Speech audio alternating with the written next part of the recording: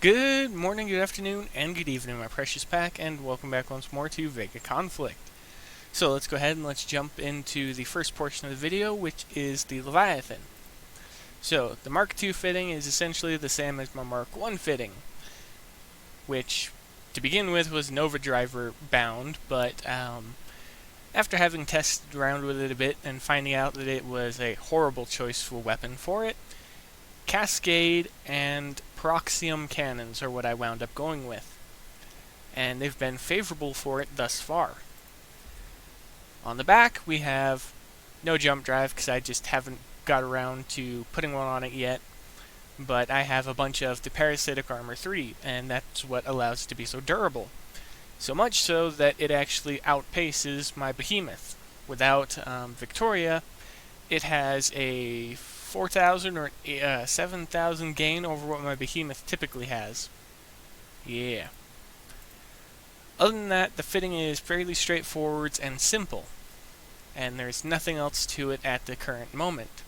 But as soon as I get through Mark III and start upgrading the ablative layer to 2s and 3s, most likely 3s, I'll be done with that, and then at Mark IV I'll begin to focus on heavily upgrading the weapons and specializing them and mixing in blight damage variations of both the Cascade and the Proxium, because I have a few extra Proxiums that I'm slowly converting as we speak. But the other thing I wanted to talk about, aside from that, was the targets. The targets I'm hitting are the Valrayvn targets. There will be 2 of them at the end of the video. And the first is the 109, the second is the 111. And that is because they are the Mark 5 and the Mark 6, and both of them are using this exact Leviathan fitting that you see here. But there's a few things I want to recommend people pick up from the store. First off, despite the fact that I dislike Richard for just about every single fiber of his being, there's still a few stupid things you can do with the commander that you might enjoy. So pick him up first. Next, go after the Valrayvn and the Amarok blueprint, because currently with the Umbral being the predominant of the Tier 7 and Tier 8 factions, they're going to be the preferred and favored. Especially when it comes to auto-farming, and in the game lately, more and more people are auto-farming because the targets are becoming stupidly tedious, and most of us, we just don't care anymore. And to go along with the blueprints, pick up the matching number of patterns. So, how many you're going to get? Well, you're going to get 5 per one purchase.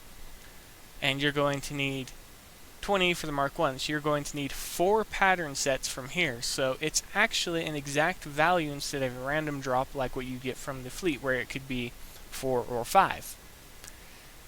So you actually only have to purchase 4 of them, so in turn, if you purchase all 28, you're getting 7 Mark II Valrayvns and 7 Mark II Amaroks from it. That aside, I can't recommend picking up the Terracan because it's limited to cruisers, and that's an issue because, well, I was going to recommend actually using it on other ships to get a refit bonus. And because I'm not recommending Pharmacon currently as their state is, there's not much point in recommending the other credits aside from purchasing them all and then using them at a later date to reduce the refit time of Pharmacon ships, but as they currently are, they're not really worth it. Hammer Missile 1 and 2, I can recommend picking up a few of them. 4 to 5 and 4 to 5 of the Hammer Missiles, depending on whether you have the Gargoyle or not, because that is the go-to weapon for it because of the area of effect increase. The Ifrit Thrusters, I can recommend picking up. Hostility Augment, I can definitely recommend picking up. It'll go very, very well with the later mark levels of the Leviathan. All 3 of the Pyrozealot levels. Can't use these on Tier 8, and the cannon range isn't really worth it for Tier 7. You'd be better off sticking with Standard Energy or not boosting the range at all due to the weight as well. Shockwave Resonant Armor I can recommend picking up. Explosive Siphon Resistor I can recommend picking up, so long as you understand that it'll increase the drain of your phase screen and effectively pull you out of phase a little bit faster. even though, again, don't really recommend Pharmacon themselves. I can at least recommend picking up the resistor, so if some of you do use them, well, naturally you're going to pick it up. Explosive weapon resistor for the Umbral. Again, if it wasn't for the weight being so hefty, it would be partially worth it, but again, due to the weight in comparison to the disruption effect, and not everything has disruption, so if you're using it solely for the damage resistance, you'd actually be better off purchasing the throwaway credits, which is what I normally do. And I can recommend picking up all of the Altarian ones because no matter how you see it, you're going to be using one in a different situation. Echo, Pierce, and Stasis. Stasis will most likely be the predominant one due to how many targets use Stasis before. The element, depending on what you're building towards, which I would recommend Umbral, you're going to want Blight, Energy, or Explosive. Kinetic, not quite.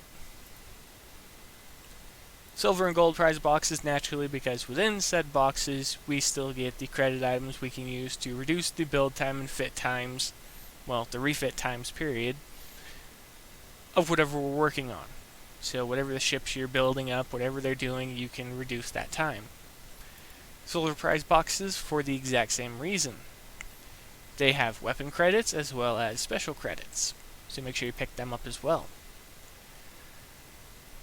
Crafting credits for the Axis and Xeno tier stuff. If you're just building up backup fleets or auto-farming trash fleets that you just throw away, or if you're stuck at the tier, they'll be the go-to for you. And resources, because they're resources. Every now and then you need a top-off. But that's going to be it. I hope this video helps some of you decide exactly what you want from the Mobilization store. And for the rest of you that just wanted to see the Leviathan, well, now you get to see it in action. And, well, that's it. I'm actually going to be going to sleep fairly quickly. So, be safe out there in the void. Happy hunting, and as always, I'll see you in the next video.